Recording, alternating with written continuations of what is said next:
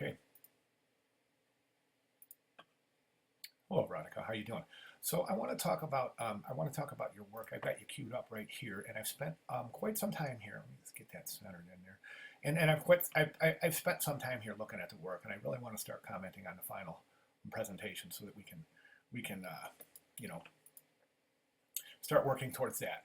Okay, let me just get that centered. There we go. Okay, perfect. So you'll be getting a course, an invitation to participate in the course survey. I'll send that out today. Administration sent it out, I believe, this week, and I'll go ahead and send it out today. And I just want to talk about that for a second. If you wouldn't mind, it would help me out tremendously if you were to fill that out. Those are reviewed extensively by administration, and basically, it's if you like what you see in the class, then I can keep doing this for future classes. If you basically, it's a review type of thing. Did I do my job? Did I reach out? Did I make you work? Did I help you work? Did I provide good sound critique and guidance? And basically, those are the things that we're looking for. And so if you think that those things were done and handled, then please fill that thing in. It only takes a couple of seconds, and it's tremendously valuable when it comes time to scheduling classes and things like that. So I would appreciate that.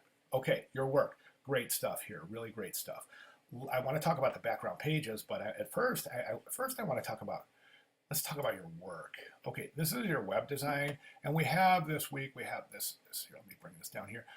So we have this week, your 4 to 6 new finalized pieces, the web and digital media, the website itself, and then a digital media piece. So let's look at the website first, and then we have the package design and the publication design. So we'll look at those in a second. But right now, I want to look at this, and this is your web design, John Roberts, and it's very chic. It's got that look. It's definitely got that look. So, couple of things I would recommend here is watch your grid here. Set up a grid, okay, and make sure that everything fits within that grid. In other words, like right here, there's if you want a 2-page grid or a 2-column grid or a 3-column grid or a 4-column grid, just make sure that all of this fits within the column. So for instance, if you have a 4-column grid, here would be, you could put one piece here, and then a third piece here. Now again, this is a 4-column grid, okay, and then put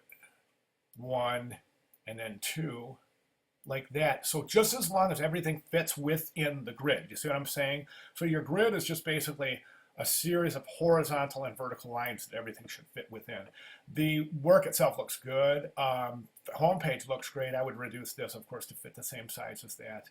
And that page looks really good. So let's go ahead and you got 3 pages deep on that, so that's awesome. And then let's go ahead and move forward. Now this is your digital design piece, and basically I guess this would count because it's a digital flyer and it is digital media design. So I mean, basically I think the preference is to see, this is a great layout. This is a wonderful poster. It really is. I love it, and I think it's very effective. It's attractive and it draws attention.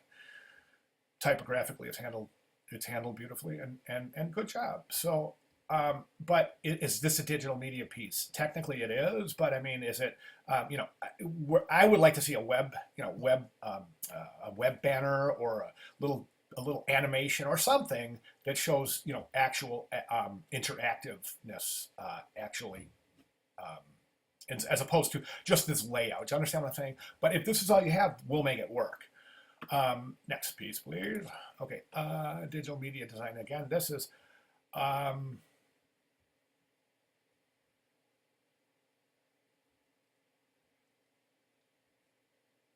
okay. So digital media advertising again is this. This is a mailer. So I mean, it would be very easy. Let's call these banners. All you have to do is reformat this and reformat. This is already almost a banner size. So just look up your standard banner sizes for web and just turn these into banners. We'll call these digital media, and then we'll call these, instead of digital ad, we'll call them web banners. So it could be a digital ad, but appearing on a website. Do you see what I'm saying? And let me see. That, I think you could do the same thing with, sorry. Could you call that a banner and reformat the size? Your call. Okay, so the point is the work is very good. The work is excellent. It's professional quality work all day long. So good job there.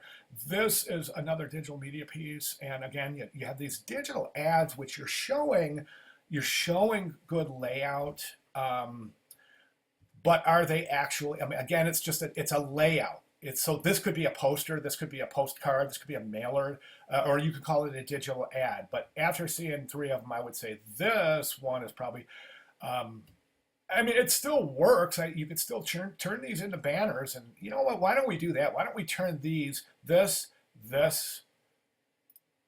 and this into web banners, and then we'll call this digital media, and then web banners, and you have 4 digital advertising pieces showing web banners. Can you do that? They would just take very, very minimal reformatting. Okay, let's move on to your publication design. Wonderful. This is great. This is exactly what we're looking for here in this. You got the cover, you've got the contents, and the multi-page spread, and that's beautiful. But the wonderful thing about this is you have one. Wait a second, there's more. Here's another wonderful spread. So good job, good job. These are great. A couple of things I'm noticing in your typography. It looks like you are using areas and stretching the type with different areas. I can see that right here. Is that been stretched? That type looks like it's been stretched to fit in there. I'm going to show you where else I see that. Let me see. Right now we're on page 9, so I want to go back here, and I see it again right here. This area right here has been stretched. You can see it's been stretched in the. It's been stretched to fit this area. Okay, and I've seen that a few times, and you don't ever want to do that. You don't ever want to resize an image or a text block without constraining the proportions. It's really easy to spot. You'll see if you look around and you look for it, you'll see where it's been done, and it's pretty obvious. Okay, so publication design. These are great. It's a great cover. Love it, love it, love it, love it. Really good job. This whole piece has a really tight, a really nice cohesive feel. Okay, typographically, I want to get the women's, and then you have the men's. So that's wonderful. This type right here, right down here. Kind of hard to read. Very, very pedestrian, I think is the word. And then over here is kind of oversized. Okay, so but they're great. They're great.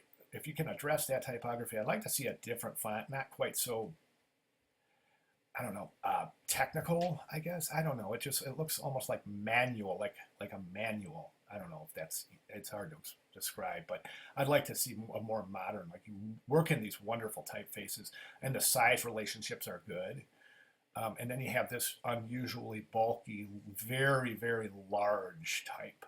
Print that page out. You'll see what I mean. It's pretty big type. So let's move on. Package design. This is great. Here's a really good trick. The back of the package design isn't as effective as the front. So what we do is we take the back of the package design and we reduce these 3 in scale, make them about half the size, and then we'll take it and place it over here, or we'll place them over here. You know what I mean? So that you can see in the front and the back of the other things. That way you don't have these standing alone and looking kind of peculiar. You know what I'm saying? It'll be right up here, almost this relationship right here. As far as the photographs go, listen, this is a beautiful label. It really is. It's wonderful. Typography is just wonderful. I love it. But the thing is that this is not going to look good on these bottles. So if you want to rephotograph the work, I would say use a white bottle.